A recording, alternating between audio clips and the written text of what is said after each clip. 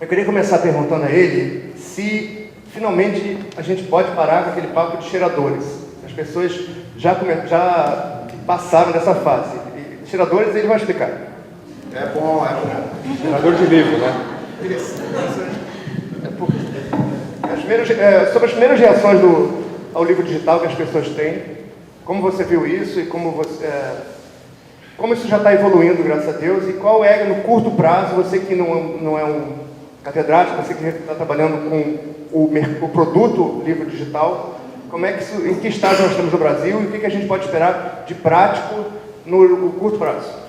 Então, que bom. Esse termo cheirador é uma brincadeira, porque em geral quem não gosta, que odeia o digital, sempre fala, eu preciso do cheiro do livro.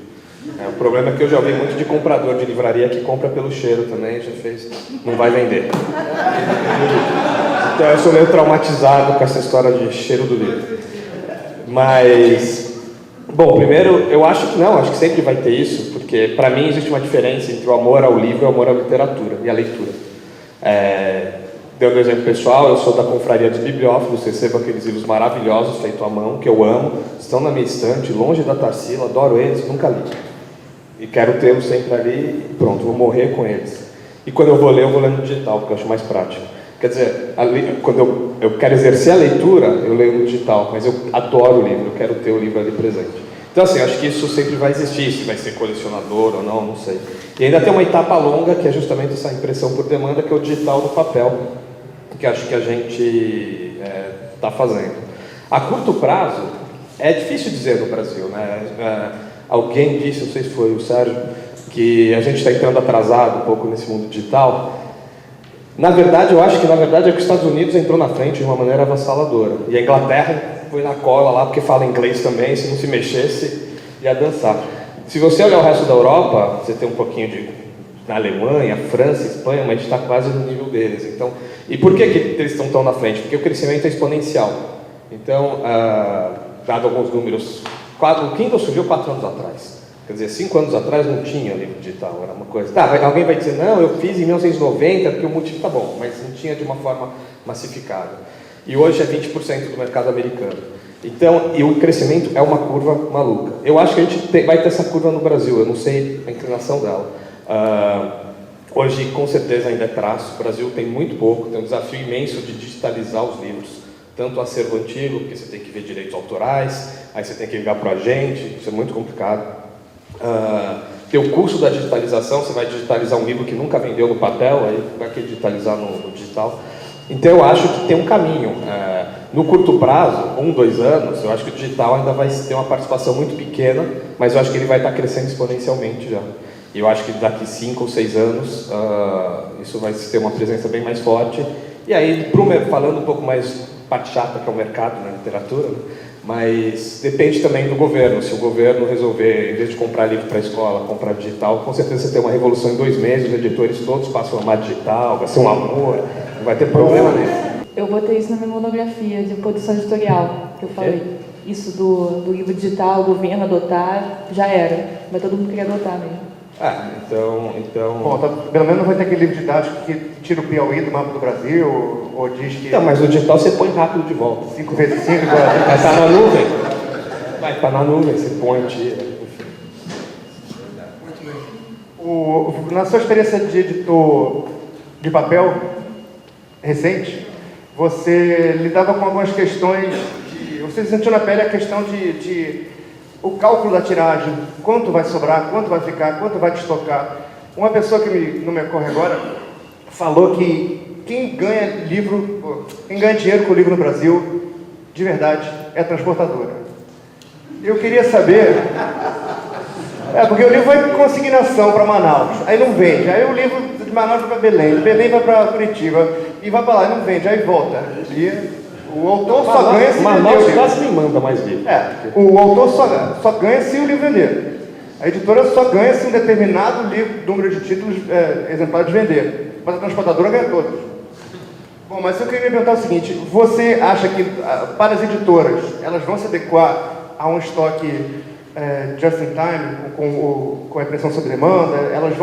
Vamos conseguir montar uma realidade em que, por exemplo, Edite, por exemplo, possa concorrer em pé de igualdade com uma empresa que investe centenas de milhares de reais em papel, em estoque? Eu acho que, na verdade, com o modelo digital, você iguala um pouco o jogo. O maior já não fica tão longe do grande. Mas antes disso, essa é uma coisa que se diz no mercado, né, que quem ganha dinheiro com livro no Brasil é transportador, e tem outra grande verdade, que tem a ver com o estoque, que como editor se suicida, né, sobe em cima do ICAL e pula. Então... e só para saber, eu vou dar uma equação aqui que é mundial. No mundo, as editoras têm lucro em 20% a 30% dos livros publicados e dos 70%, 80% em prejuízo. Então, é isso mesmo. Isso acontece sempre. Mas voltando, o que acontece? Eu acho que no mundo atual, a editora, para você conseguir fazer uma boa divulgação do seu livro, você vai ter que fazer marketing, você vai ter que vender seu livro. Esse papel sempre vai ser do editor. Ninguém vai fazer essa mágica. Mas você ainda tem que imprimir muito.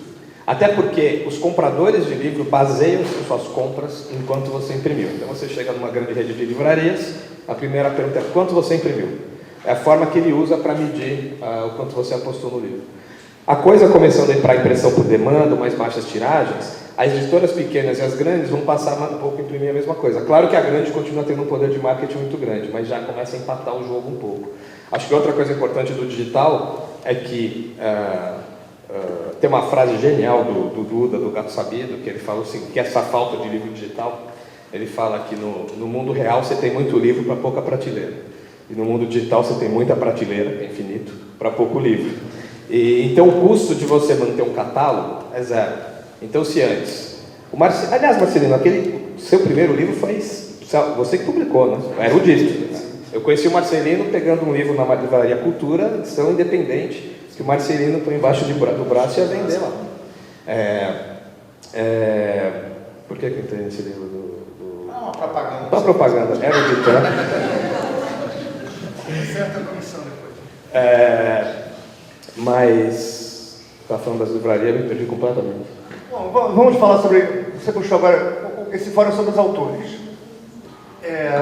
Tem um autor aqui nessa mesa, por exemplo, que tem um livro muito importante, preso numa editora grande, e que ele gostaria de tirar, mas tem um contrato que diz só quando o livro está esgotado. E o argumento é o seguinte: não, agora o livro é sob demanda, ele não esgota nunca. Então o livro é nosso até o fim dos tempos. Eu queria saber como isso deu poder às editoras e como esse poder pode ser revertido para o autor. Dentro do conceito que estamos discutindo aqui, de que o digital pode oferecer ferramentas que eram do editor, da empresa, do aparato editorial, corta-pinto, para o autor. Bom, então esse autor pode falar comigo depois. Os contratos que não têm prazo valem, se não me engano, 5 anos no Brasil. Não faz nenhum sentido ter essa coisa que tem que estar... que se o livro estiver vivo no catálogo é para sempre. Mas, por um lado, o mundo digital, realmente, o livro não esgota mais.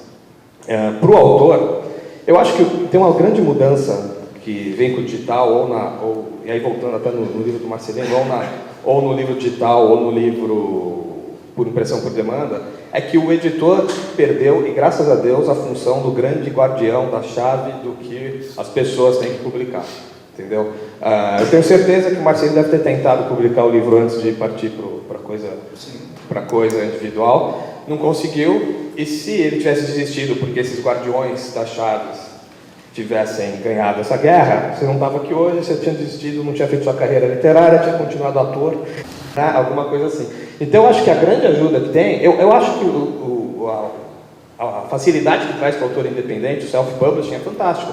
Vai se publicar muito lixo, mas também muita coisa que era boa e que a gente nunca viu, porque Júlio Verne só foi publicado pela 14ª editora. Se tivesse, quantos Júlio Vernes não desistiram na 13ª? Entendeu? E aí você consegue pelo menos colocar o livro lá na prateleira, que aliás agora eu estava falando.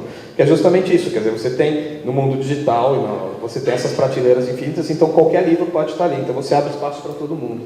O papel do editor, eu acho que ele fica valorizado, porque o papel do editor não é ser censor de livro, o papel do editor é desenvolver o livro melhor, trabalhar junto com o autor e criar um livro mais palatável para o leitor. Então esse papel, eu acho que ele acaba valorizado na medida em que os livros que tiver um bom editor por trás vão ser mais atraentes para o leitor do que os livros que não tiveram um bom editor por trás. E você acha que com o trabalho do editor é que vai fazer com que um livro salte do meio da multidão de livros autopublicados? Eu acho que essa é a missão do editor. Agora, infelizmente, a gente vê que as editoras cada vez mais se tornaram grandes distribuidoras, perderam esse papel do editor, e hoje, para ser sincero, muitas vezes livros autoeditados são tão bons quanto os da editora que esqueceram seu papel original, que é esse, de desenvolver bons títulos, bons produtos, por que não? Que esse é seu papel original. Hoje elas viraram grandes distribuidoras de livro e só buscando... Não tem nada errado em querer vender mais, mas o enfoque ficou só desse lado, sem tentar simplesmente melhorar um produto. Eu vi um editor inglês importante dizer duas coisas sobre livros autopublicados. Uma era, um livro autopublicado não vale nem o papel, um e-book autopublicado não vale nem o papel em que ele está impresso. Nenhum, né? E é o seguinte, 0 é um preço caro demais para um livro autopublicado. Agora, esse mesmo editor me explicou que o papel do editor agora vai ser muito mais servir o escritor, não mais... Ele já abriu a mão, por exemplo, de achar, triar novos autores. Por exemplo, ano passado, 3 dos livros mais vendidos nos Estados Unidos e no mundo foram O Diário de um Banana, Shit My Dad Says, Meu Pai Diz Cada Merda, e A Cabana. A Cabana foi autopublicado. Shit My Dad Says era um Twitter. E o Diário de Banana era um blog. O que quer dizer, quem escolheu que ia ser publicado, quem escolheu que ia fazer sucesso, era a internet, sem rosto. O editor só foi lá e pensou. Você acha que nessa profusão de autores autopublicados, que querem aparecer, o editor vai conseguir, através de scouts, agentes, vai conseguir triar ou a grande balança, a grande linha de corte do mercado vai ser o que ele conseguia antes da internet, um novo autor, digamos? Eu acho que a grande linha de corte do mercado vai ser o leitor, quer dizer, a razão que levou o editor do Diário do Banana a publicar o livro, o outro foi o sucesso do blog, do Twitter, foi isso. Então, quer dizer, na verdade o editor ganhou antes ele tinha que chutar, né? Tinha que chegar a 50 mil seguidores. Mas antes você tinha que pegar o livro e falar, pô, acho que vai vender. E aí se confundia muito com que o gosto pessoal, com isso vai dar certo e tal. Hoje você já tem, quando você tem um autor que já está exposto na internet e tal, você tem alguma referência mais objetiva que leva você a criar esses produtos. Então eu acho que esse tipo de ferramenta ajuda a triar o que está por aí, mas o que vai determinar é o próprio público. Só uma coisa comentando o que esse autor inglês disse, tem um livro muito bom do Nick Bilton que chama I Live in the Future. O Nick Bilton é responsável pelo futuro do digital do The New York Times, uma tarefa muito fácil. E ele escreveu esse livro e ele lembra uma coisa, quando surgiu a imprensa de Gutenberg, voltando ao início aqui, a nobreza ficou revoltada. Então, em Florença teve um juiz florentino que chegou a escrever: a caneta é a esposa e a imprensa é a prostituta, porque eles não queriam de jeito nenhum facilitar com que qualquer pessoa copiasse e tivesse uma massificação ainda limitada das obras. As atitudes do mercado editorial frente ao self-publishing, para mim, é a mesma coisa.